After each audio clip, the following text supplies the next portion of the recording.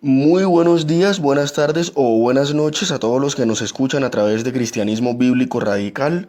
En YouTube y en Facebook así nos encontramos.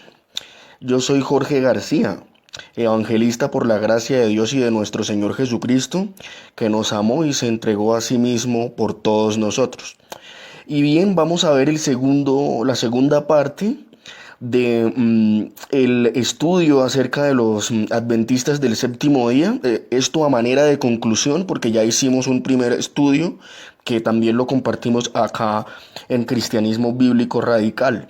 Y muy rápidamente, este estudio que se va a llamar segunda parte de Adventistas, ya no estamos bajo la ley, sino que estamos bajo la gracia.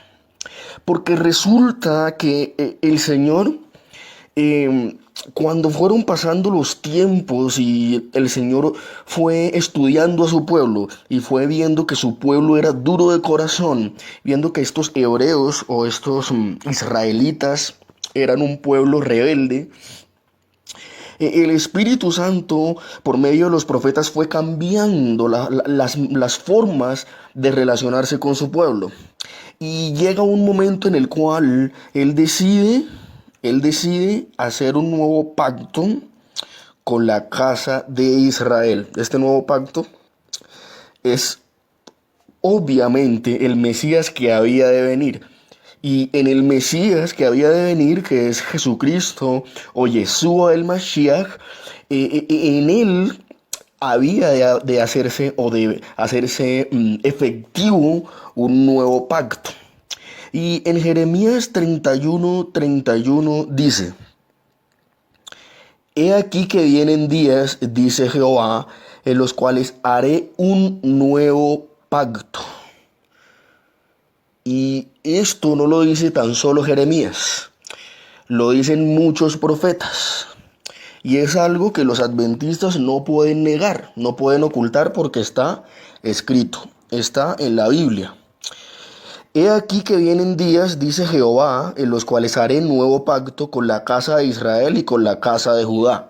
Pregunta: ¿quién es la casa de Israel? Actualmente somos nosotros. Somos el Israel espiritual. Somos el pueblo de Dios que hemos sido lavados y santificados en la sangre de Cristo Jesús. Por tanto, este nuevo pacto que Yahweh iba a hacer para los días últimos, para esos días de los que habla, es este pacto, el pacto en Jesucristo, el nuevo pacto, el pacto en la gracia, porque ya no estamos bajo la ley de los preceptos, de los mandamientos, de las ordenanzas, sino que estamos en el Señor Jesucristo. ¿Listo? Y más adelante dice: no como el pacto que hice con sus padres, ojo con esto, el día que tomé su mano para sacarlos de la tierra de Egipto, porque ellos invalidaron mi pacto, aunque fui yo marido de ellos, dice el Señor. Pero este es el pacto que haré con la casa de Israel después de aquellos días, dice Yahweh, que daré mi ley en su mente y la escribiré en su corazón, y seré a ellos por Dios, y ellos serán mi pueblo. Aquí dice que como este pueblo era tan duro de corazón que no entendió la ley pasada, la ley primera que había dado el Señor, porque no la habían entendido espiritualmente, no la habían discernido y no la habían interpretado espiritualmente, entonces por medio del Mesías, en la gracia, la íbamos a entender. Y resulta que llega el Mesías en la persona de Jesucristo.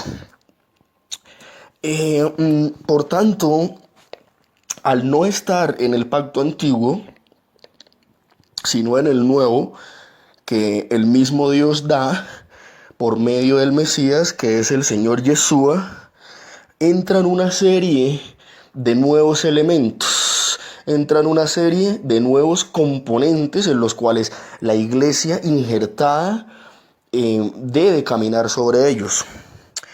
Y estos elementos son muy comunes, son unos elementos que se van viendo a través de los tiempos, pero ya cuando el Mesías llega, todo esto queda atrás. Cuando el Mesías llega, dice Pablo que la gracia en Cristo Jesús ya nos da una oportunidad de ser nuevas personas, de ser nuevas criaturas, de ya no operar bajo esa antigua ley, sino bajo la ley de el Señor Jesucristo. Porque obviamente bajo esta ley debemos caminar como cristianos.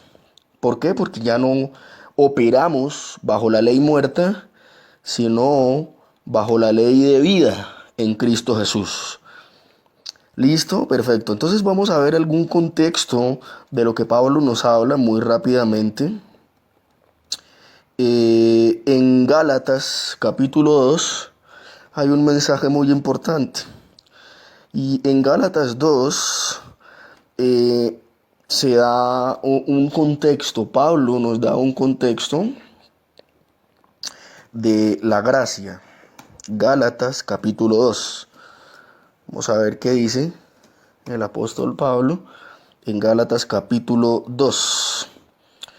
Y vamos a ver el contexto de esta nueva ley.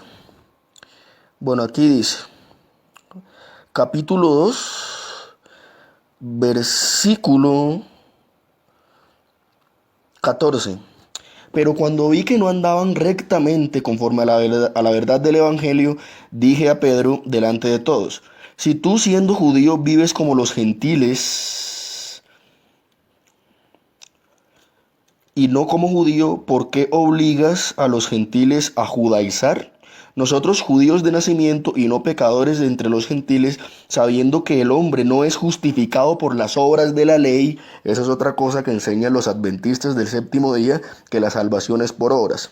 La Biblia dice que es por la fe por medio de Jesucristo y no por obras para que nadie se gloríe. Esto quiere decir que la fe y las obras van de la mano. Cuando tú tienes fe y obras, tienes la gracia de nuestro Señor Jesucristo y eres salvo. Muy bien. Sabiendo que el hombre no es justificado por las obras de la ley, sino por la fe de Jesucristo.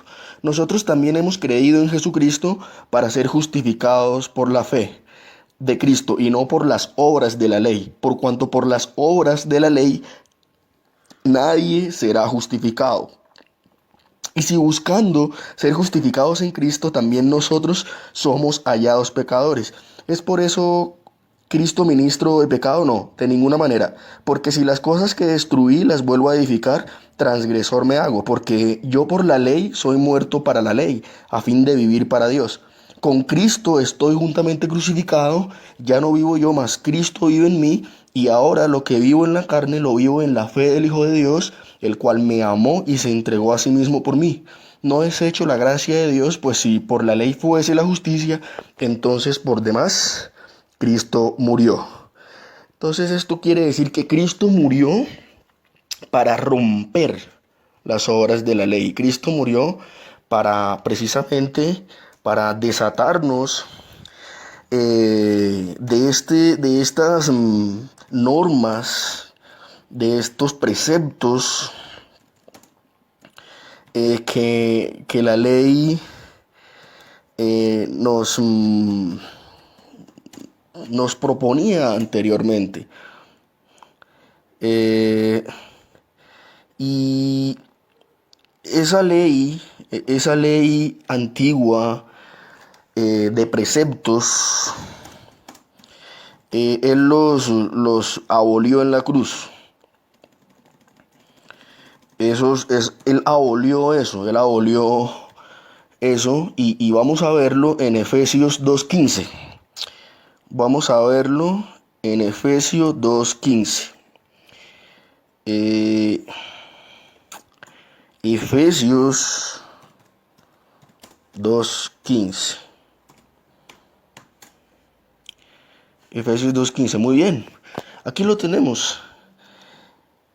Yo quisiera leerlo completo. Del 15, no el 15, sino leerlo para que ustedes puedan entender el contexto del capítulo.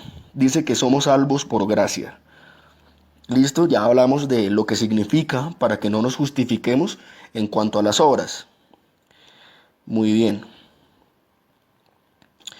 Acá dice, en el capítulo 2 de Efesios, versículo 11, dice que, por tanto, acordaos de que en otro tiempo vosotros los gentiles en cuanto a la carne erais llamados incircuncisión por la llamada circuncisión hecha con mano en la carne. Ya hablamos de la cuestión que plantean también los adventistas en cuanto a la circuncisión. Esto lo hablamos en el primer estudio. Versículo 12. En aquel tiempo estabais sin Cristo, alejados de la ciudadanía de Israel y ajenos a los pactos de la promesa, sin esperanza y sin Dios en el mundo. Bien, aquí nos damos cuenta que los israelitas, los hebreos, los judíos estaban alejados de la ciudadanía de Israel. O sea, ellos eran israelitas, pero aquí dice que estaban alejados.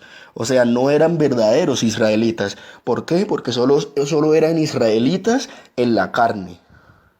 No eran israelitas espiritualmente. Y el verdadero israelita tiene que serlo en el espíritu.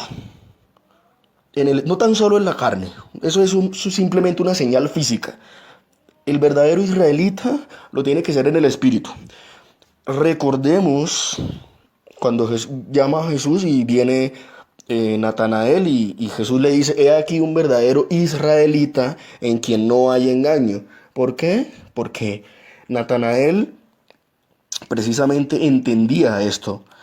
Muy bien, y versículo 13, pero ahora, actualmente, en Cristo Jesús, vosotros en otros tiempos que estabais lejos, habéis sido hechos cercanos por la sangre de Cristo, porque Él es nuestra paz, que de ambos pueblos, es decir, de los judíos y de nosotros, hizo uno, derribando la pared intermedia de separación. Ojo con lo que viene, aboliendo en su carne las enemistades, la ley de los mandamientos expresados en ordenanzas, para crear en sí mismo de los dos un solo nuevo hombre, haciendo la paz, y mediante la cruz reconciliar con Dios a ambos en un solo cuerpo, matando en ella las enemistades. Y vino y anunció las buenas nuevas de paz a vosotros que estabais lejos, a los que estaban cerca. Versículo 18. Porque por medio de él los unos y los otros tenemos entrada por un mismo espíritu al Padre. ¿Listo? En el versículo 20 dice, edificando sobre el fundamento de los apóstoles y profetas, siendo la principal piedra del ángulo Jesucristo mismo. Muy bien, esto es importante. Versículo 20, edificando sobre el fundamento de los apóstoles y profetas. Ya hablamos de lo que los profetas dicen, que el Señor en aquellos días haría un nuevo pacto. Estamos viendo los apóstoles, ya vimos lo que dice Efesios. Ahora vamos a ver lo que dicen los apóstoles. Con respecto al sábado, ¿qué día se reunían los apóstoles? Los apóstoles no se reunían en Shabbat o no se reunían en el día de descanso. Se reunían en el primer día de la semana. ¿Por qué? Porque fue el día que Cristo caminó y se presentó resucitado, que se presentó a las mujeres, que se presentó a sus discípulos, el día en que muchos vieron a Jesucristo resucitado, el domingo, primer día de la semana. El primer día de la semana no es el lunes, el primer día de la semana es el domingo. ¿Listo? Y ellos se reunían el primer día de la semana, se reunían a adorar a Dios y a recordar el sacrificio del Señor y también a recordar que ese día el Señor resucitó. Vamos a ver varios pasajes en donde los primeros apóstoles o los primeros discípulos se reunían el primer día de la semana, no el sábado. Vamos a verlo acá. Hechos 27. ¿Qué dice Hechos 27? El primer día de la semana nos reunimos para partir el pan. Y Pablo estuvo hablando a los creyentes cómo tenía que salir al día siguiente, prolongó su discurso hasta medianoche. ¿Se da cuenta? Que esta enseñanza de adorar el día sábado es algo completamente absurdo para nosotros. Es algo completamente inaplicable para, para esta época que estamos viviendo, para la dispensación de la gracia. Porque nosotros, como verdaderos cristianos, nos tenemos que reunir o recordar a Dios o hacer todo lo que debemos hacer, reunirnos el primer día de la semana. Listo, es el primer día de la semana y ya lo acabamos de ver. No dice que el sábado. Y vamos a ver otros versículos. Muy bien. Si se acuerdan que el Señor resucitó el primer día de la semana, se apareció a María el primer día de la semana, y lo podemos ver en el relato de la resurrección. Lo primero que encontramos en el relato es que el primer día de la semana, María Magdalena. No dice el sábado María Magdalena. No dice después del día de la Pascua María Magdalena. Dice, el primer día de la semana, es decir, después del Shabbat, María Magdalena fue al sepulcro. ¿Listo? Muy bien. En 1 Corintios 16 del 1 al 2, dice, ahora bien, en cuanto a la ofrenda para los santos, haced vosotros también como instruía las iglesias de Galacia, que el primer día de la semana nuevamente cada uno de vosotros aparte y guarde según haya prosperado. ¿Listo? Entonces, y aquí vemos esto. La enseñanza de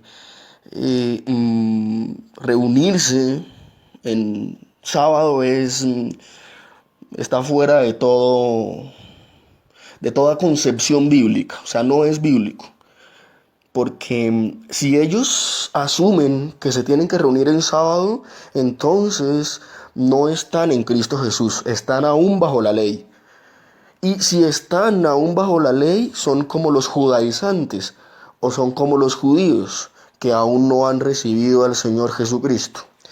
Y si aún no han recibido al Señor Jesucristo, entonces gravísimo, porque entonces están condenados. Así de sencillo. No tienen al Espíritu de Dios y por lo tanto el destino de ellos no es muy agradable. Oramos por ellos para que puedan alcanzar y llegar a la verdad. Amén.